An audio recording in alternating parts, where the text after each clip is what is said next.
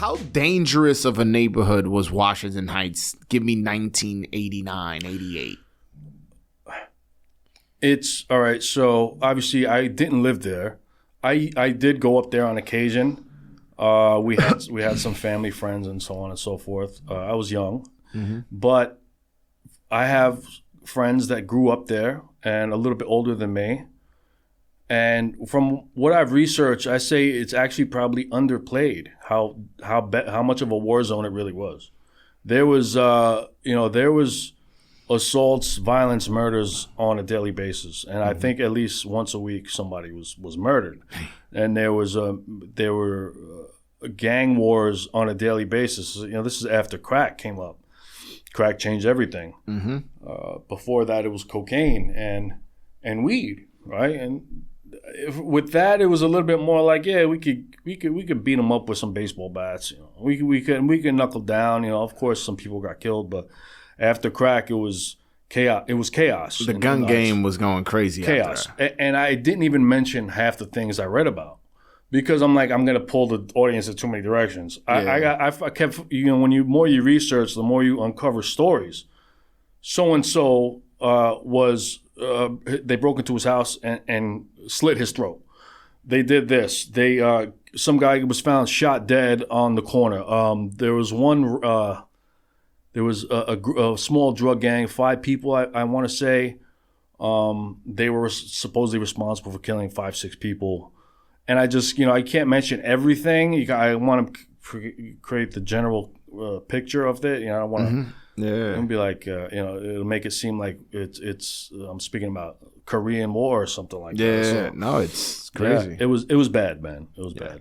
And why couldn't the cops necessarily get this a little bit more under control? I understand that they were doing their job the best they can, but a murder a week, and some of the types of violence being described is not just regular violence. Well, why couldn't the cops get that area a little bit more under control? That's a great question. It would probably be the most logical question to ask. What was going on with the authorities? 34th Precinct actually had a policy against making high-level drug cases. Right? Against making high-level drugs. Just imagine what that means. Why, right? though? In the 70s, there was an internal investigation into the 34th Precinct that uncovered that nearly the entire narcotics division was corrupt.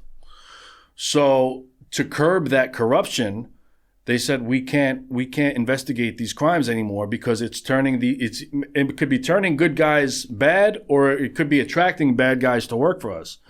So the 34th Precinct now had to get the DEA involved or the feds involved, right? So now you have another layer.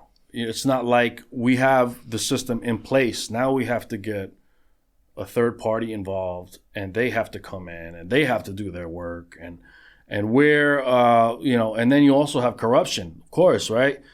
The cops at the 34th Precinct, if they hear that the DEA or the feds are about to raid this, they're gonna call the drug dealers and say, hey, better get out of there right now because they're coming tonight.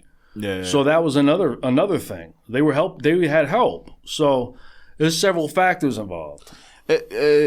Were any arrests made for the corrupt cops in the 34th Precinct in the 70s? There were. It's funny. I couldn't find too much information about that. I found a couple book excerpts. I couldn't find specific names. There's a lot of information about the corruption of the 34th Precinct in the 70s, but I couldn't find out the results.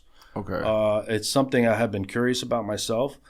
But then you had what was called the Dirty 30. That was in the early 90s, right? So this was a serious corruption case where the cops in Washington Heights were just, a high percentage of them were on the take. They were getting paid by drug dealers to alert them to investigations. They were also, some of them were robbing drug dealers. I found a couple instances of cops robbing drug dealers in the 80s, 70s, 90s even. So you have, it was really the crack market created a lot of corruption, just a lot of corruption. Yeah, that's all interesting.